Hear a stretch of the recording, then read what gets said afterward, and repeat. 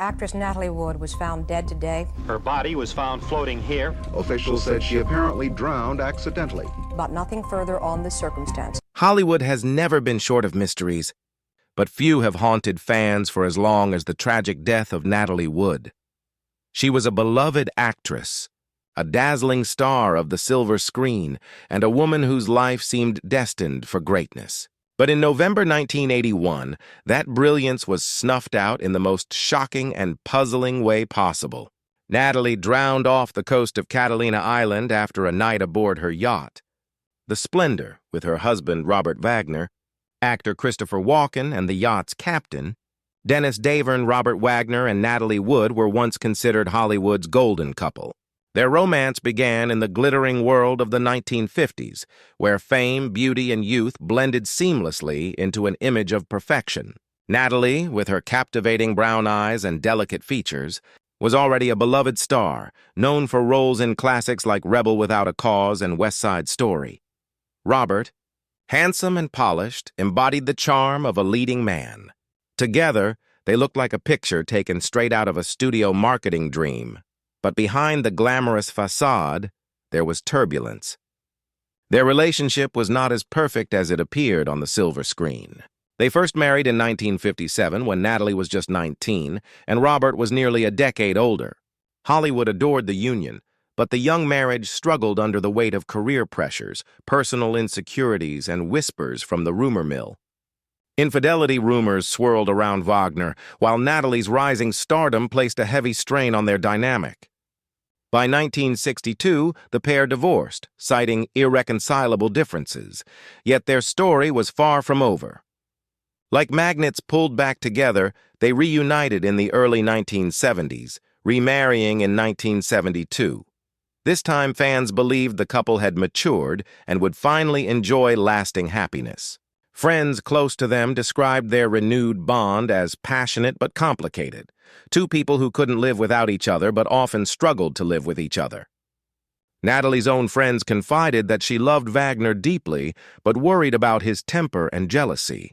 Despite these cracks, they projected unity to the public. Their yacht, the Splendor, became a floating retreat where Hollywood friends gathered for weekends of drinking, laughter, and late-night conversations under the stars.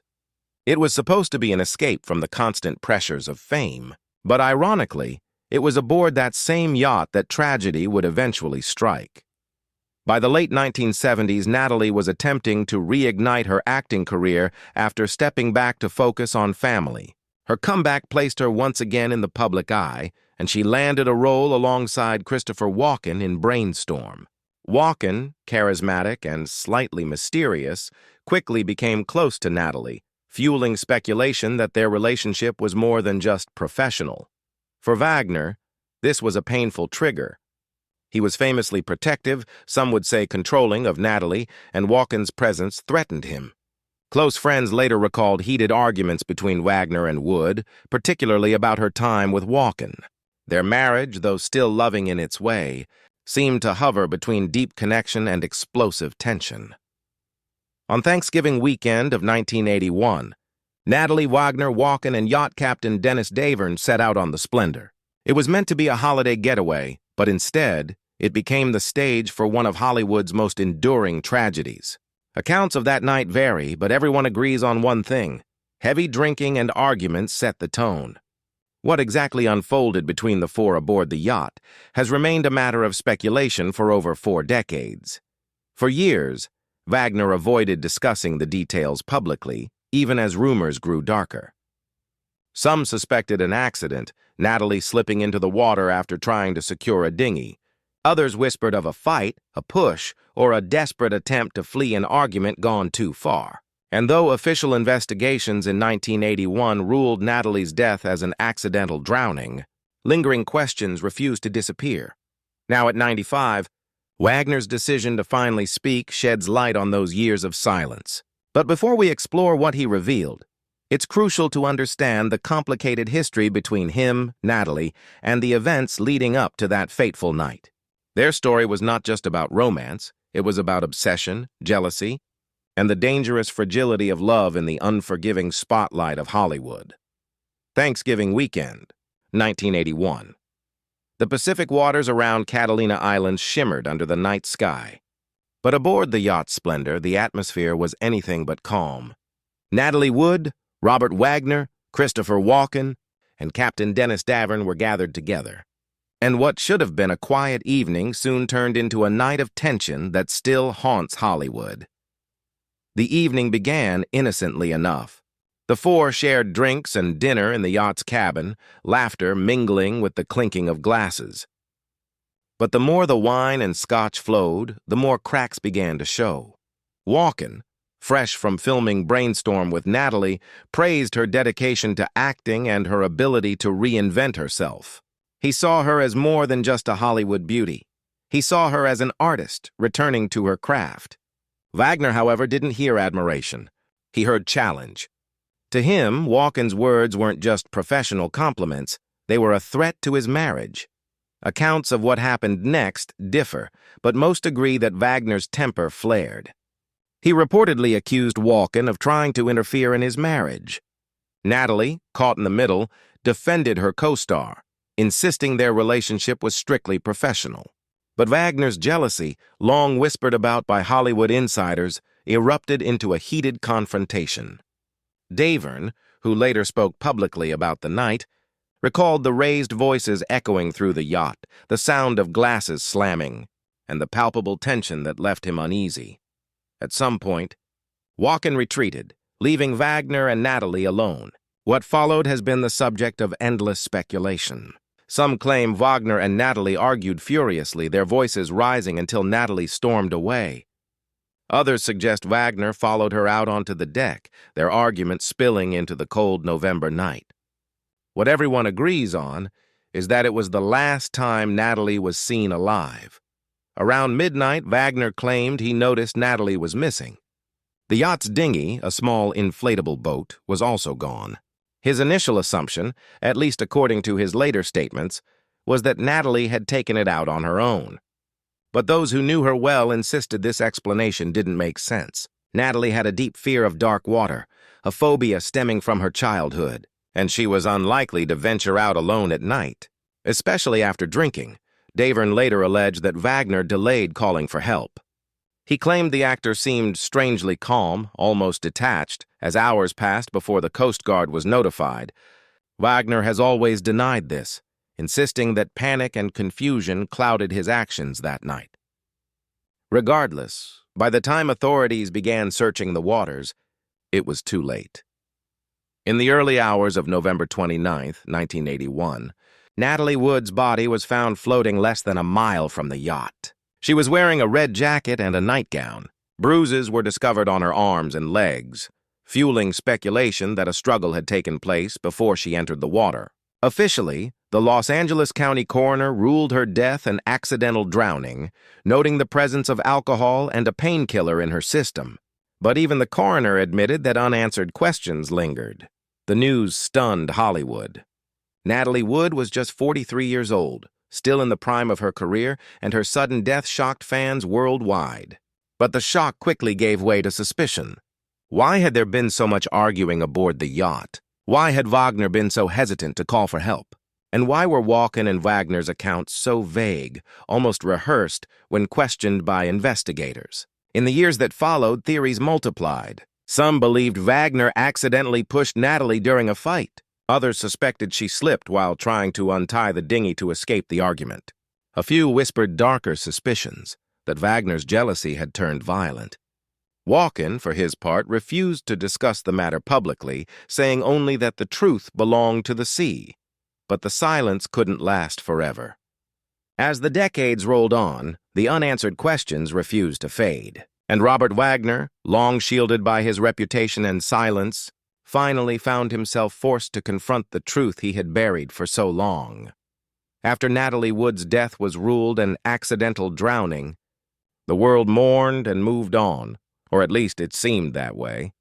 But for those who had followed her life and career, the official explanation never quite fit. How could a woman so terrified of dark water suddenly decide to take a dinghy out alone in the middle of the night? And why did bruises cover her body? For Robert Wagner, the tragedy marked a turning point. He returned to Hollywood, raising their children and continuing his acting career, but the shadow of suspicion never left him. Publicly, he spoke little about Natalie's death, preferring to frame it as a personal loss too painful to revisit. Privately, however, whispers circulated. Some who had been close to Natalie claimed Wagner was evasive when asked about that night. Others suggested he was haunted by guilt, even if it wasn't born of direct wrongdoing. The silence became its own kind of state. Wagner described his grief in detail. He avoided discussing the arguments aboard the Splendor. Meanwhile, Dennis Davern, the yacht's captain, grew increasingly outspoken. In interviews, he claimed Wagner had ordered him to stay quiet the night Natalie disappeared. He suggested Wagner's jealousy and temper had played a direct role in her death. Davern's version painted a darker picture, a furious confrontation, Natalie trying to leave and Wagner preventing her from doing so until it was too late. Wagner dismissed these claims as fabrications from a man seeking attention. Christopher Walken remained largely silent for decades. When pressed, he insisted he had nothing more to add, famously remarking, "The people who know what happened that night are Natalie and Wagner, and maybe one of them isn't talking." His cryptic words only deepened the mystery. By 2011, the case was officially reopened by the Los Angeles County Sheriff's Department. New testimony, including statements from Davern, brought renewed attention to inconsistencies in Wagner's account. Investigators reclassified Natalie's death from accidental drowning to drowning and other undetermined factors. The shift signaled that the authorities no longer saw the case as closed.